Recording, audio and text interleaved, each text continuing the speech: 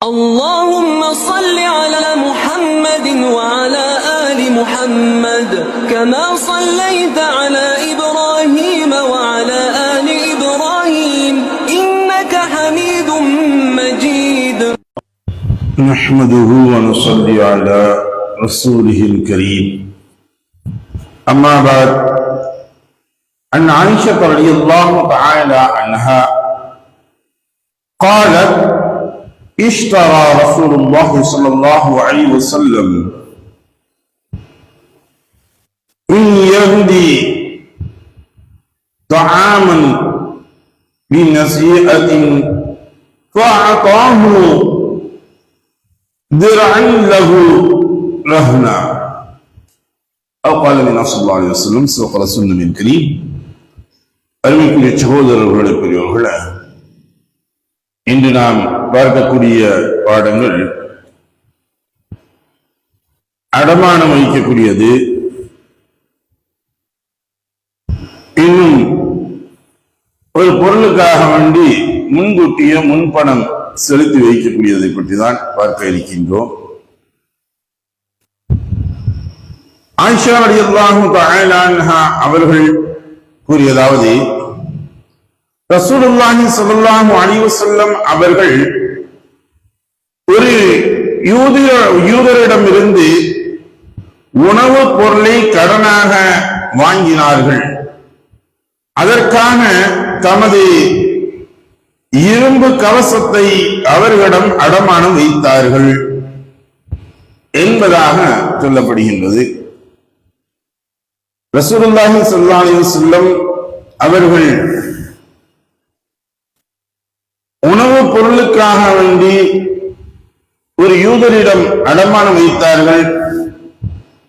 தங்களுடைய இரும்பு கவசத்தை என்று சொல்லும் பொழுது அந்த யூதருடைய பெயர் அபு ஷாம் அல்-வஹாரி என்பதாகும். இந்த மனிதரிடத்தில்தான் ரசூலுல்லாஹி ஸல்லல்லாஹு அலைஹி வஸல்லம் அவர்கள் 20 அல்லது 30 சா தொழிற்கொதுமைக்காக வேண்டி வைத்தார்கள். அதாவது ஒரு சா என்று சொல்லக்கூடியது 3 கிலோவிற்கு நெருக்கமாக இருக்கக்கூடியது.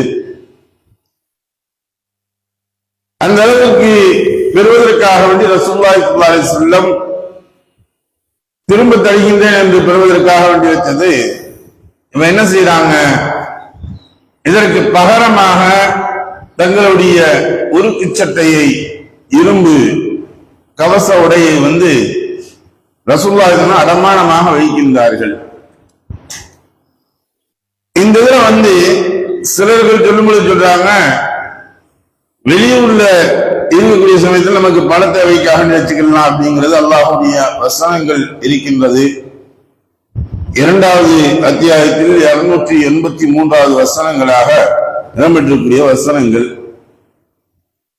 இந்த ஹதீஸ் ரசூலுல்லாஹி ஸல்லல்லாஹு அலைஹி வஸல்லம் அவர்கள் உள்ளூரில் இருக்கக்கூடிய சமயங்களில் வைக்கின்றார்கள். ஆக ஒரு மனிதனுக்கு தேவைகள் ஏற்படும் பொழுது, கஷ்டமான சூழ்நிலைகள் தேவைகள் ஏற்படும் பொழுது அதை வைத்து அடமானம் வைத்து வாங்கிக் கொள்ளலாம், வட்டி இல்லாமல்.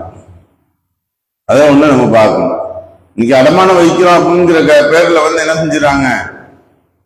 இன்ட்ரெஸ்ட் இல்லாமல் அடமானம் என்பது இல்லை என்பதாக வந்துருது. இதே சமயத்துல வட்டி இல்லா கடனாக தருகின்றோம் என்று சொல்கின்றார்களே, அவர்கள் செய்யக்கூடியது இன்று நகையை வாங்கிக் கொண்டு அல்லது பொருள்களை வாங்கிக் கொண்டு அதற்கு பகரமாக என்ன செய்யறாங்க? பணங்களை தருகின்றார்கள். நாம் அது கொஞ்சம் கொஞ்சமாக கட்டப்பட்டோ மொத்தமாக செலுத்தப்பட்டதற்கு பின்னால் அதை மூட்டுக் கொள்ளலாம் என்பதாக இந்த பைத்துல் மால்கள் என்றெல்லாம் செய்யக்கூடிய நபர்கள் செய்கின்றார்கள். இது கூடுமான ஒண்ணு, அதுல வட்டி இருக்காது. ஆனா பேங்க் வைக்கப்படும் பொழுது அதில் வட்டி வரக்கூடிய ஒன்றாக இருக்கு. இன்ட்ரெஸ்ட் இல்லாமல் அவன் அடமானத்திற்கு எடுத்துக் கொள்வதில்லை. அதே போல ஒரு மனிதன் இடத்துல வணிகத்திற்காக வேண்டி என்ன செய்யறான்? முன்கூட்டி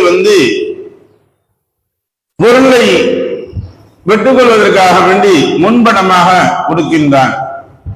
இது சலம் என்று சொல்வார்கள் அரபியில் சொல்லும் பொழுது.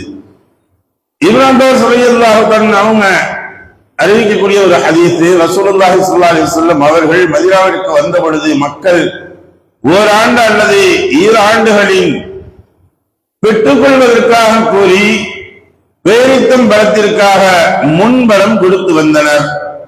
நபி ஸல்லல்லாஹு அலைஹி வஸல்லம் அவர்கள் ஒருவர் இவ்வாறு பின்னால் பெற்றுக்கொள்வதற்காக கூறி பேரித்தம் பலத்திற்காக முன்பலம் கொடுப்பதனால் குறிப்பிட்ட எடைக்காகவும் அளவிற்காகவும் குறிப்பிட்ட தவணைக்கு மட்டுமே கொடுக்கட்டும் என்று கூறினார்கள்.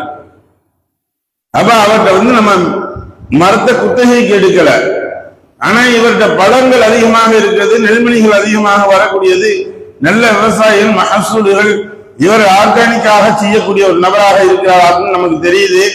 தெரியக்கூடிய சமயத்துல இவர்கிட்ட இருந்து நம்ம பொருள்களை வாங்கிக்கலாம் அப்படிங்கிற ஒரு எண்ணத்துல என்ன செய்யறோம், முன்கூட்டியே பணத்தை கொடுத்துருவோம். இப்ப இந்த நடைமுறைகள் எங்க வரும்னா அதிகமாக இந்த சங்க கால வாசனைகள் இது போன்ற இருக்கக்கூடிய இடங்கள்ல வரும். கல்ல அறுக்கும் பொழுதே வந்து பணத்தை கொடுத்துருவாங்க, அட்வான்ஸ் அல்லது மொத்த தொகையாக கொடுக்கப்பட்டு வச்சிருவாங்க. அப்ப அந்த இதை என்ன செய்யணும் அப்படின்னா, அந்த பழம் எந்த பழம் அப்படிங்கிறது இடையில இருந்து எல்லா விஷயத்தையும் குறிப்பிடப்படணும். எப்ப கொஞ்சம் கொஞ்சமா கொடு, ஒரு 10 தவணைல இல்ல ஒரு 5 முறைகள்ல வந்து எனக்கு கொடு அப்படின்னு சொல்லி தவணைகளையும் எழுதப்பட வேண்டும். எத்தனை தவணைகள் தர வேண்டும் என்பதாகவும் எத்தனை கிலோ என்பதாகவும் எடையையும் எழுதப்பட வேண்டும். அதை குறிப்பிட்டு தான் வந்து பணத்தை நம்ம கொடுக்கணும். ஏன்னா இவர் கொடுக்கும் பொழுது ஒரு விலையாக இருக்கலாம், அல்லது வாங்கக்கூடிய சமயங்கள் ஒரு விலையாக இருக்கலாம், ஏற்ற இறக்கங்கள் என்பது வரலாம். அந்த சமயத்தை கணிச்சுக்கலாம் அப்படின்னு சொல்லும் பொழுது அது பிரச்சனைகளுக்குரியதாக ஆகிவிடும், அது மாற்றமான ஒரு கருத்தாக ஆகிவிடும். அதனால்தான் சொல்லியிருக்கின்றார்கள், நீங்கள் முன்பணம் கொடுப்பது தவறு இல்லை, முன்பணம் கொடுக்கலாம், இது போன்று செய்து கொள்ளலாம்.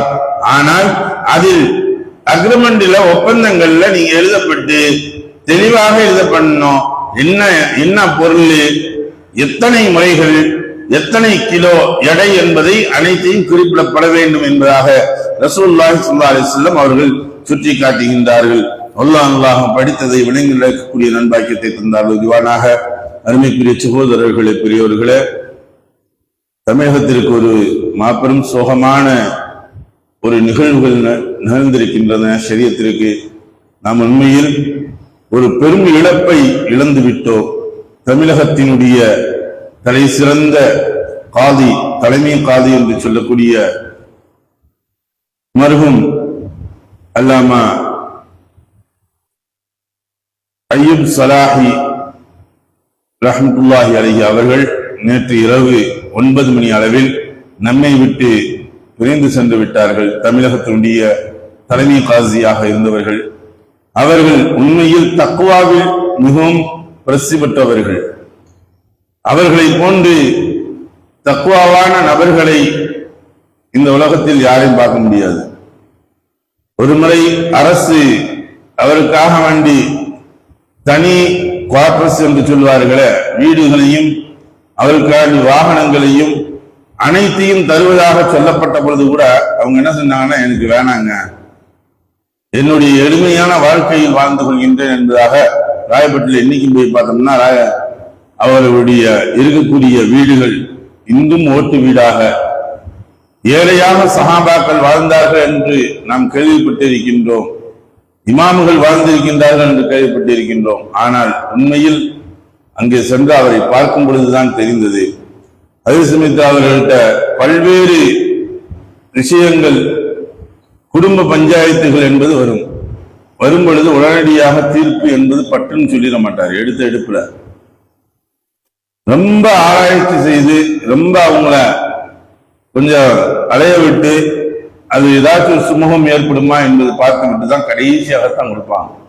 இவ்வளவு பல்வேறு விஷயங்கள்ல அவங்க ஒரு நடைமுறையை பின்பற்றியவர், தன்னுடைய வாழ்க்கையை தனி பாதையாக அமைத்துக் கொண்டவர். ஹலாலான காசு தான் வேணும், கவர்மெண்ட்ல இருந்து காதிகளுக்காக வேண்டி 25,000 சம்பளம் கொடுக்கிறது என்று சென்ற அரசு அறிவித்த பொழுது அதற்கு முன்பதாக இவர்கிட்ட கேட்டாங்க, அரசாங்கத்திலிருந்து நாங்க உங்களுக்கு சம்பளமாக தரோம் அப்படின்னு, அந்த பணம் எனக்கு தேவையில்லை அப்படின்னா இதுபோல எல்லா சலுகைகளையும் அரசுடைய சலுகைகள் வேண்டாம் என்பதாக, ஏன்னால் அதில் ஹராமான காசுகளும் கலக்கின்றது கவர்மெண்ட்ல அப்படின்னு அந்த ஒரு தக்வாவின் அடிப்படையில வேணாம்னு சொல்லி ஒதுக்குனாங்க. அப்படியா கொண்ட ஒரு உயர்தரமான ஒரு மனிதர், நமக்கெல்லாம் வழிகாட்டியாக இருந்து கொண்டிருந்தவர், இன்று நம்மை விட்டு நேற்று இரவு 9 மணிக்கு நம்மை விட்டு பிரிந்து சென்று விட்டார். அல்லாஹு தாலா அவரை உயர்ந்த அந்தஸ்தில் வைப்பானாக.